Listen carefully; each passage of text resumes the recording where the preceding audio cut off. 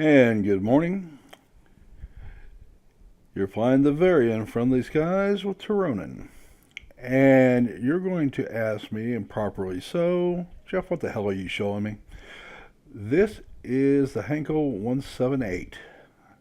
Yes, this was actually flying just about the time that Nazi Germany, was invading Poland. And it gives you a very good idea of just how early the Nazi Germany had been investigating jet aircraft. Now, they weren't the only ones. The U.S. and Great Britain had both been looking into it. The U.S. actually abandoned it for a while. And DeWitt had a huge problem, with the Whittle, I should say, had a huge problem with the aircraft um, getting funding. So we have the ME-262, which is a very aerodynamic aircraft, but it was a product of almost at least 7 years of research before we got to this point. And the aircraft didn't look anything like its final configuration when it finally showed up. And there were reasons for that. The engines were much heavier than there was intended. Uh, and they were originally supposed to be in the fuselage of the aircraft and with inlets into the jet engines on the side of the fuselage. Well, that didn't work out so hot. Here's a view of the inside of the aircraft, and here was one of the actual aircrafts on display. Um, and it gives you some idea of, it was a somewhat prescient move that the Reich Air Ministry decided that to move the engines into nacelles onto the lower third of the wing, because the aircraft engines only had a lifespan of about 20 to 25 hours. Now, you'll hear various other reports, but in actual wartime service, that was what they could expect. And it was a difficult aircraft for many reasons, because of the engines, but it was the lack of chromium and molybdenum and other exotic elements that you needed to make really high temperature resistant alloys that crippled the aircraft throughout its life. So, and give you an idea, you're talking 1800 degrees Celsius. That's what you're asking turbine blades to tolerate for, ideally hundreds or thousands of hours. Today, it's thousands and thousands of hours. And they still have to be inspected and changed and so forth and so on throughout the life. Another thing is you want to grow them from a single crystal, and brother, that is not an easy technology to achieve. So these were true axial turbofan engine or turbojet engines. Turbofans are what you see on commercial aircraft. So it gives you an idea of just what they was doing. You'll also hear reports from Albert Speer's book of how Hitler actually crippled the aircraft by wanting to turn it into a fighter bomber. The historical support for that's rather weak. There's still arguments for and against, but the real issue with it had a lot more to do with funding, because talk about overconfident. The German High Command thought that they could win this battle very easily with the aircraft they had, and they didn't really need to go into research and development. And so they limited research on this to about 30 people for years. And that was why it was so late coming out. Now, they're not the only ones. The U.S. literally had a project underway from Lockheed that was well in advance of technology at the time, and the U.S. said, that's awfully expensive and awfully far off in the future, and we don't think it will be ready anytime soon, so no. Frank Whittle and his engines just got defunded by the government. He continued working in his workshop, and you will see functional versions of both Whittle's engines and the Lockheed engines.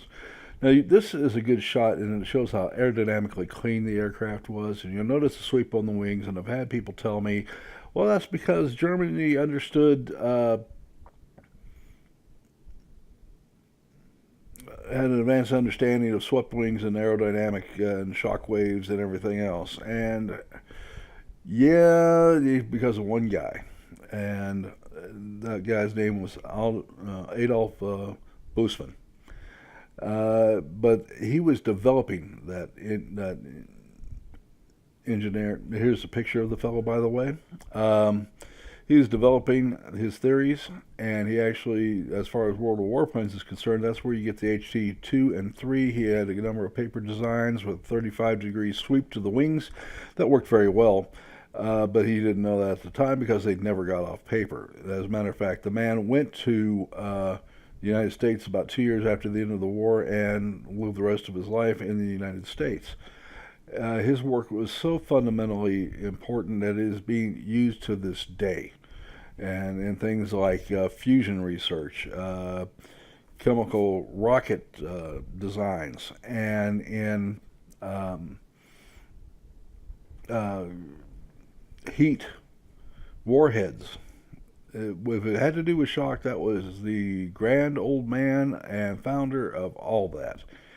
And his work went on out of the scope of this, but it affected the design of every aircraft that has come since that gets near these flight regimes. Now, do I need it on a Stearman or a crop duster or a light plane? No. But anything that gets near the speed of sound is going to be affected, and that includes the airliners that you see today. Both Airbus, Boeing, and Aleutian, and whoever else makes the aircraft, they get very close to the speed of sound. And the closer they can get to the speed of sound, the more efficient they are in a number of aspects. And so you will see that in even airliners. So why didn't it get there faster than it did? Well, part of it was that development of any plane is tough. And why was the wing swept? Well, that came down to something else. The engines were heavier and had to be placed outboard, and it changed the center of gravity of the aircraft. And if you've ever studied the British aircraft industry, there's an aircraft called the Hampton, and you will see it flying, and it actually flew in a nose-down attitude all the time because its center of gravity was off, and they never corrected it. It eventually went out of production, of course, but that is why you ran across it. So the ME-262 had a 15-degree sweep on its wing to correct the center of gravity issue. It's not enough of a sweep to delay onset of hypersonic shock waves, which is what you're dealing with here. And it goes back to a rule called Whitman's area rule that he actually built on Bussmann's work, and with a lot of research and hypersonic wind tunnels, they were able to get this out. Now, this is a captured 262, and there was an operation called Operation Lusty. The British had an equivalent program, and so did the Soviets, of gathering German technology, and they were very interested in aerodynamic research. They also got the gun, the M39 you've heard me rave about, and the DIFA and Aden cannons that came out were direct results of the gun program. So they were gathering up all this information. They actually recruited Adolf Bussmann to come. He moved over to the United States and contributed to U.S. Scientific research for decades. He had passed on. The last report I saw was interviewing him at 79 years old back in 1979. So, unless he's the world's oldest man, he's gone on to his great reward, I guess. But fabulous man. The ME-262 in operation. There were about 1,600, 1,700 of these aircraft built. only 200 of them were in operation at any given time, and there were several factors. There were two engines that were used, the BMW 003 and the Junkers Umo 004, and they did not produce the thrust that they were was really required. They were heavier than they were supposed to be, and they had terrible lifespans. Now, you'll hear people talk about how, because it's very easy to do comparisons on paper, as how the ME-262 was superior to the F-1 Meteor or the P-80A, which were the two fighters that were jet-powered on the Allied side. I'm going to tell you something. If it was my druthers, I'd much rather crawl into a Meteor or a P-80 than I would ever crawl into an ME-262. Yes, it was a little faster, turned a little better, climbed a little better. Would you willingly get in an aircraft that you knew after your 10th flight may blow up at any time? Your engines may just quit. The engines were better on both the Meteor and the P-80. And that's not surprising because we were America was borrowing British technology right and left, and they were really the engine makers of choice. Better research. Frank Whittle was frankly better at it than the various other German researchers, and they were not as equipped as the British and the Americans in getting wartime materials that they desperately needed. Now, interestingly enough, they are still being made today in replicas form, and they are used for various static displays. This is one at the Berlin Air Show, and you'll see them being used as static displays in various museums. They actually use a GE engine, a J85, in them, and they had to make some changes because what was acceptable in the last days of World War II in Germany were light years ahead of what they could produce then. You see here a 262 being constructed in an underground factory, which gives you an idea of just how horrid things have gotten in Germany at this point. No fan of the Nazi regime nor of the imperial Japanese regime in either country at the time, and I'll be flat honest in that they got exactly what they deserved. But I feel for the people that lived back there like you cannot imagine. Nobody deserved what they were getting. And that was difficult at best for the populations, and of the two countries, believe it or not, I believe that the Japanese general population was treated worse than the German population under the Nazi regime, if you can imagine that. Now, neither regime would put up with any sort of back talk whatsoever. They would both throw you in jail in a heartbeat, but when it came to just sheer repression of the general population, nobody beats the Imperial Japanese of World War II. And so their passing, I regret not at all of those gentlemen, and those that got hung, good on you. You had it coming. But for the population, boy, do I feel bad. Nobody should be treated like that. All right, so you have the ME-262. It was a wonderful aircraft for its time, but it was very much held up by its guns. And so it was deployed as the last best hope for winning the air war, but it was let down by its guns, as I will repeat in the game itself. The actual velocity I had wrong later in the video. This is actually put as a two-part video, the historical research and then the game flow. The actual output of the cannons was 1,800 feet per second, which in terms of projectiles is horrible. I mean rotten. It was made up somewhat by the sheer amount of explosives that were packed into the shell, but it made it very archy, made it very hard to work with. It gave, when you went to go to attack a bomber, you dove both through the fighter cover, continued that dive through, and then came up underneath the B-17s, B-24s, whatever you were attacking.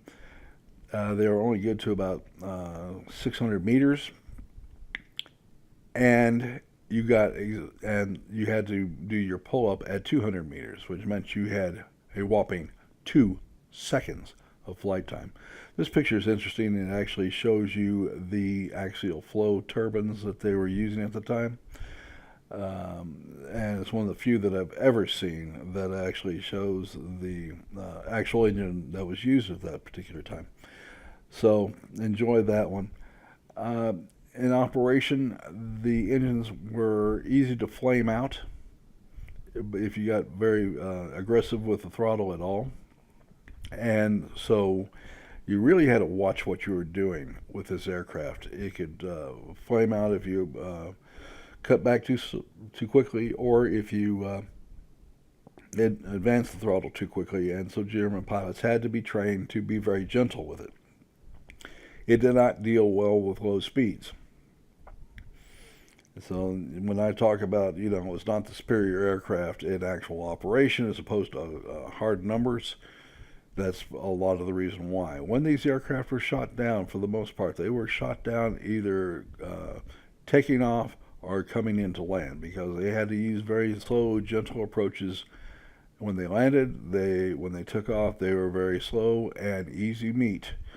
And so you finally ended up with ME-262 airfields being patrolled by Focke-Wulf 190Ds and having lots of anti-aircraft around them. And there was a reason for that. They were occasionally shot down in the attack, but it was rare enough that individual instances are noted by pilots in World War II. And there were only a handful. So that gives you an idea somewhat of the capabilities of it. Against its competitors, the ME-262 had wasn't as fast, but it had a lot more reliable engines. The same could be said of the P-80A. Chuck Yeager actually flew both aircraft, and he was compared against the P-80C. I believe that was the right aircraft, and said, with the additions that were made in the P-80C, they were pretty much dead equivalents. And given the fact he's a test pilot and knows more than me, you, or anybody else you're likely to talk to, I believe him. Against the A, probably not so much. Couldn't climb as fast and wasn't as fast in a dead heat. But then again, you could count on the P-80A to get you to and back every time, and you could not say the same of the 262. A lot of aircraft were lost because of it. So that was your last best hope for Germany, and because of the engines and the guns, they were pretty bad. I talked about the 213C, which is the predecessor of all revolver cannons. It was just not ready, and it would not be ready. Well, with 2 more years, no. The best countries and best engineers in 5 different countries couldn't get it working in less than 6 years. People say whatever they want, but there's no magic German juice, all right? Just because Germany was working on it doesn't mean that they were going to perfect it, and the 213C was nowhere near ready for production. They were having a lot of problems.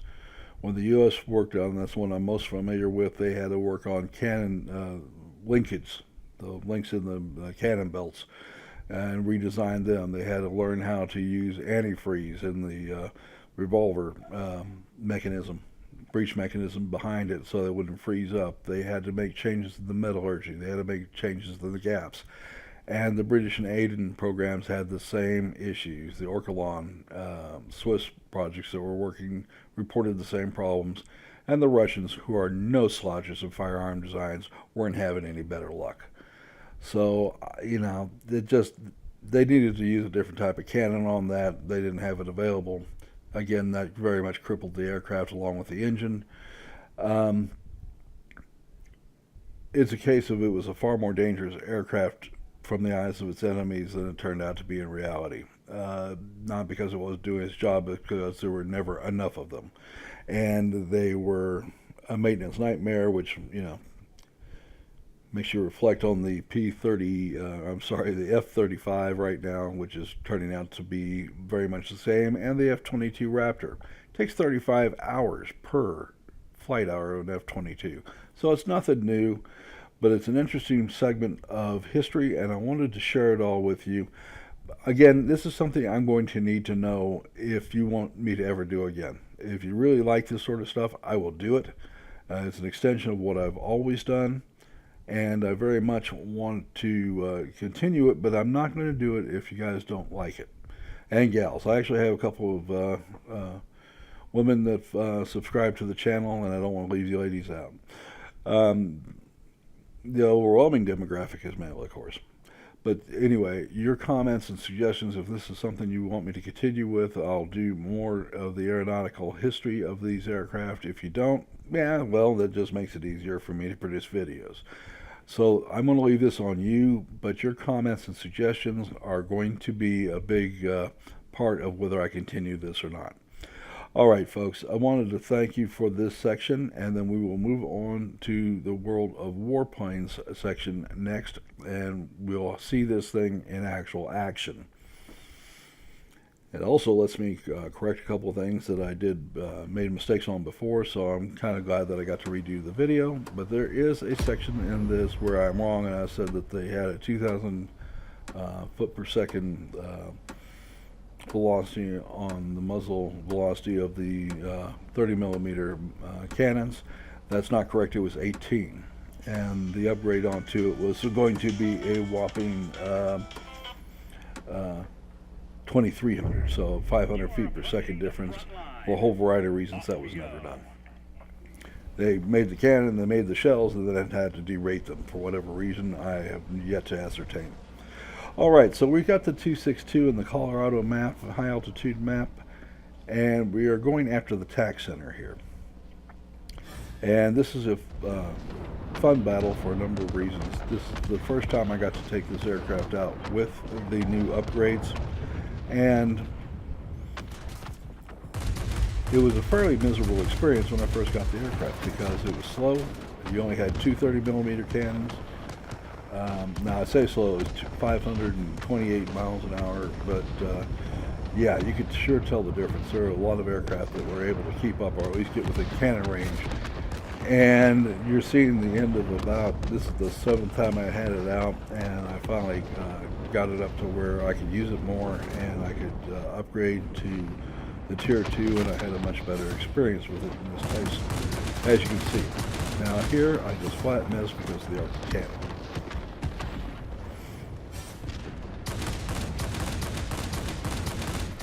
And you can see here how much damage I am doing when I hit. It's just a matter of getting used to the arc on the cannon, but fast transients coming across are going to be a bit of a challenge until you get really dialed in on that gun.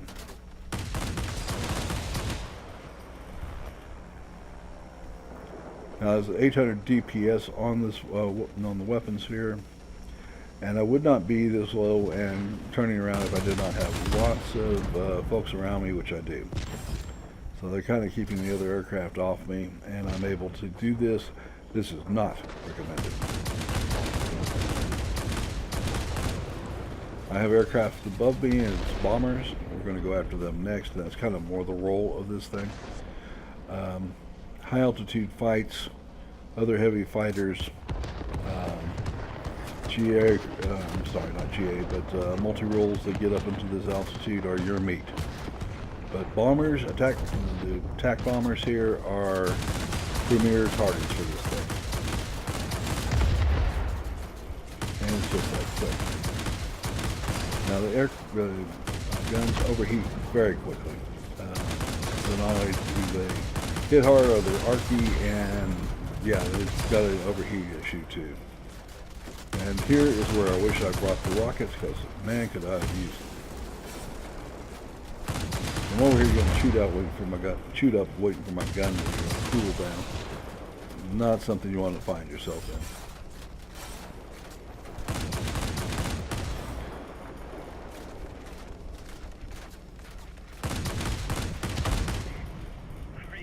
Okay, so those are done. And we'll come around for the next flight.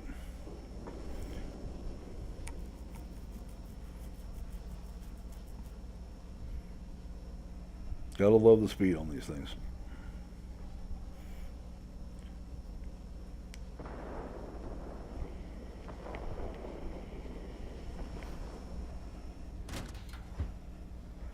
Now, part of the thing about this is that they're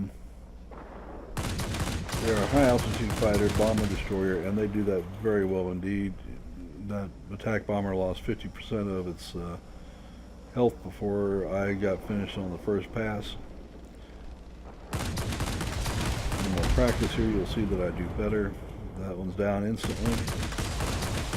Down here.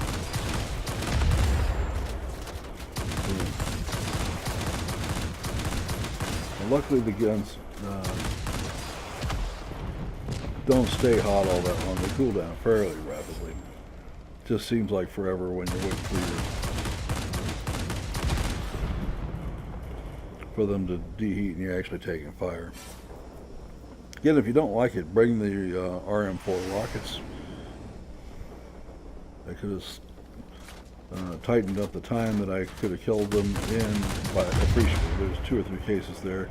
When you use the aerial rockets, you want to be directly behind the aircraft, and with little or no deflection on it, you'll get the best use out of them in that case, and you'll be much happier with the results. But be aware, it's going to cost you some speed. Now, in Tier 8, where this aircraft sits, that's not that big a deal. Later, it becomes a very big deal. When you get to HG2 and HG3, you've got to start really considering how much you want to use that rocket. If you've seen my Starfire videos, you'll know what I'm talking about. There are aircraft up there in those tiers that have no problem matching you whatsoever. Alright, we killed the first aircraft on the first pass, and that's beneficial because it hurts the amount of defensive fire that you take from these aircraft. Obviously, I've taken a beating at this point, so I don't really want to take a lot more.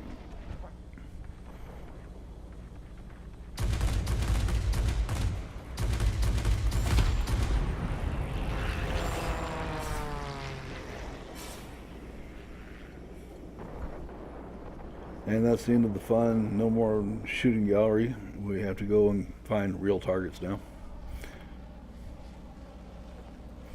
There's an MA-262 up there, and you'll see the pilot that really contributes the most jump in here and help out.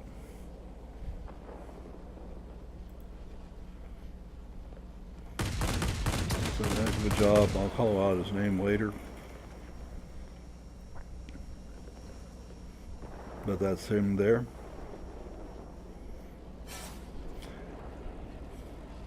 And I have a lot of very good pilots in this that are helping out with this. The guy in the 228, most of all. And he was really carrying the fight for us. There's a heavy storm here. Unable to proceed. I saw my job as taking care of those bombers so other people didn't have to, and they could deal with the other aircraft. Now, since we have both of the command bases and all the bombers, that's not so much of an issue.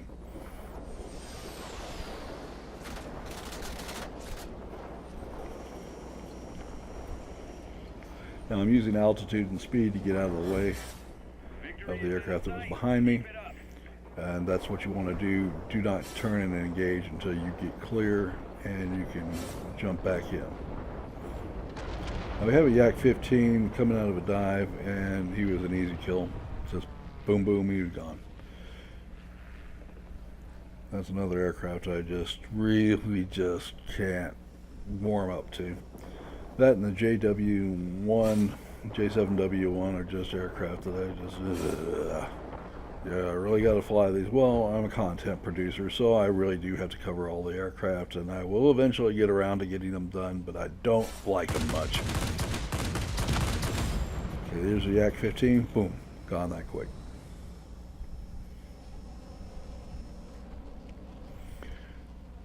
And we have bombers coming in. They've recaptured the command base. They're not doing well from the opposition's not doing well for a lack of points. For one thing, we held off the bombers from taking off bases, and the rest of our aircraft didn't really have to mess with them, so that was a good thing. Right choice on my behalf for the team. Alright, the 262 is diving down, so I am going to go ahead and take care of the RB-17 while I can. It'll take the 262 at least a few seconds to get back to me, and you will see as I come off, here he comes at me. Not surprising. So I timed that well.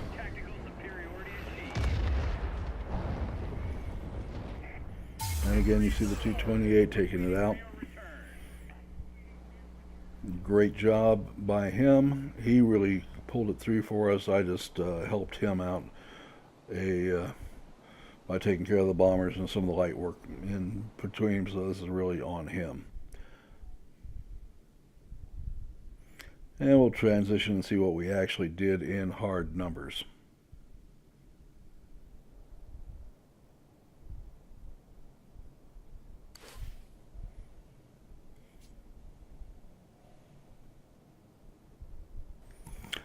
Okay, let's see what we did. We destroyed 16 aerial targets, assisted with 3 more,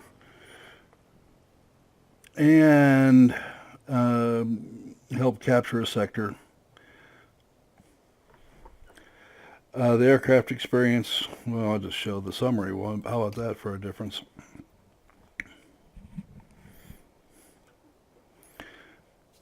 Okay, so 104, 226, 5,567, that's with the 2x experience kicker, and 278 for free experience.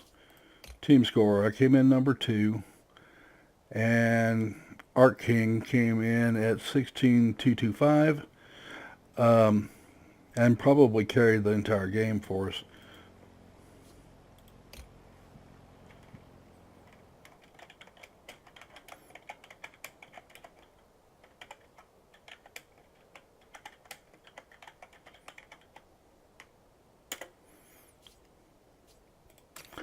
Okay. Also, Preslau and Rathor. That's an interesting way. Came in very well as well. All right, so that's going to wrap that up. Let's go over the upgrades, because this is really a mid-upgrade review. I can get the bombs. I just choose not to at this time. The Ram 24 rockets, have you seen my... they can be useful. They're the exact equivalent of the U.S. Folding fin aerial rockets. 150 damage, 82-foot radius. If you're going to be knocking down bombers like you saw me doing, they're more than handy. Okay, so where we sit. When you originally get this aircraft, it is barely faster than the XF-5U or the XF-72. All right, and less maneuverable. Let's go over the stats as it sits right now.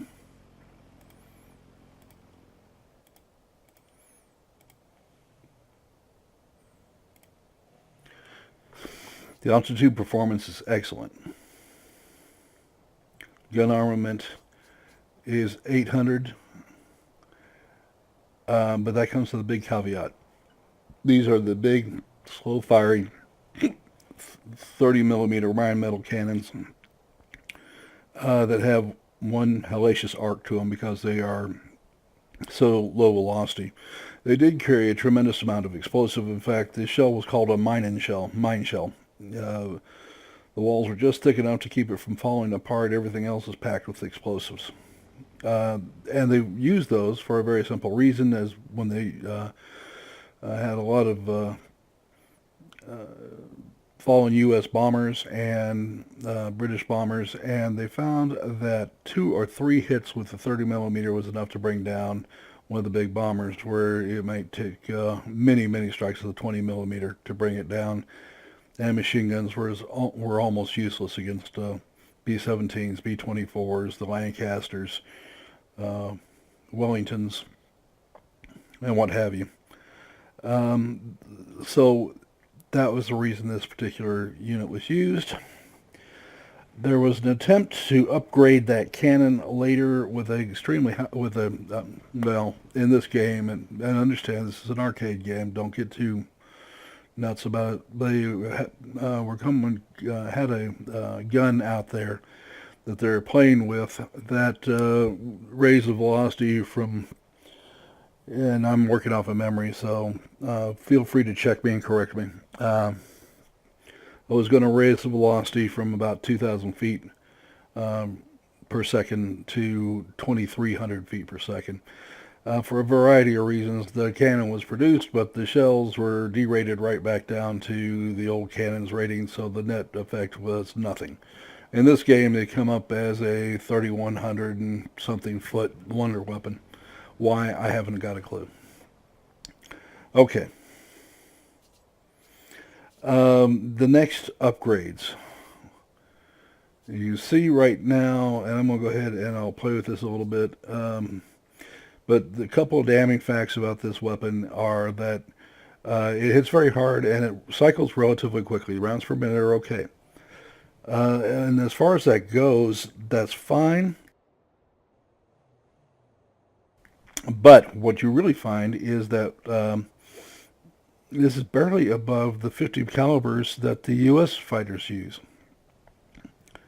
And that's, so it's very short range and it's very archy. You saw me missing as much as I was hitting, and you are seeing the best of all the videos I have done with this. I have lost far more than I've won with it. The high speed and low rate of fire and arciness make this gun, and it's the upgrade of the gun, by far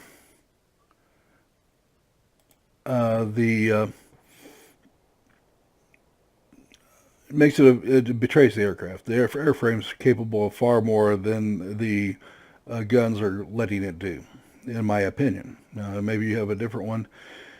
Once you get on target, it destroys aircraft very quick. It is, in my estimation, exactly the equivalent of the Japanese J7W1 in that department, with another 100 miles an hour to it, 50 miles an hour to it in any case.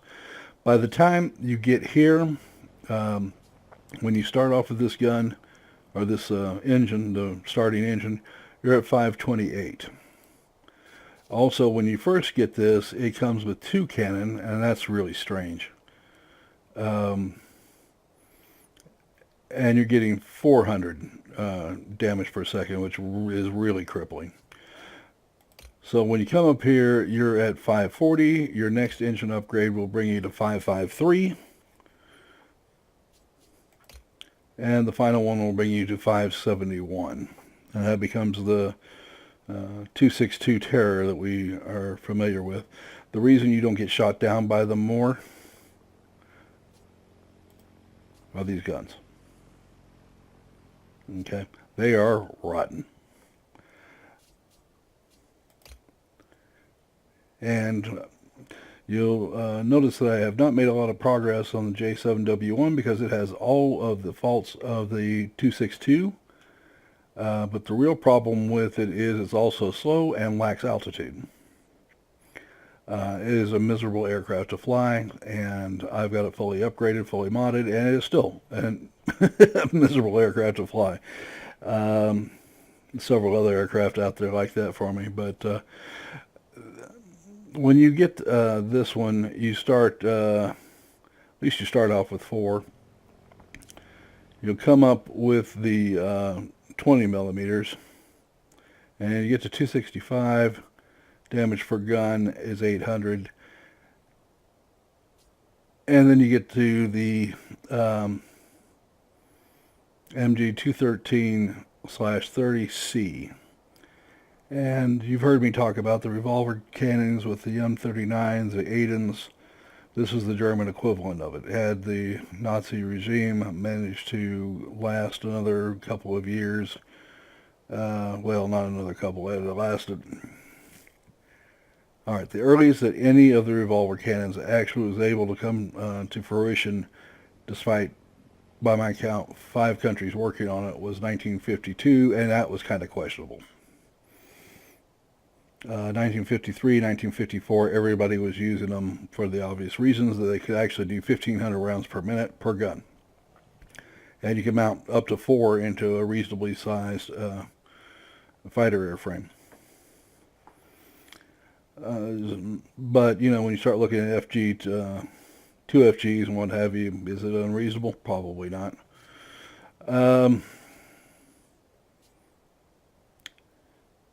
The damage, however, well, I'd have to go look at a Aiden-equipped Allied aircraft. And then when you get to the HG3, you're looking, 683, and that's pretty much top tier for speed in all the aircraft. So it's a good line to go up. You're not going to find the maneuverability any better or any worse than any of the other heavy fighters out there. I will tell you that in an F-2G, it's the same experience. In the Starfire, you're still going to see the same kind of, laggardly speed. It's got a 13-second turn time instead of a 14, but, it's as a turn and burn, it makes a great boom and zoom, and this is the same thing. If you got a lot of aircraft out there, you can kind of turn with other aircraft and get away with it.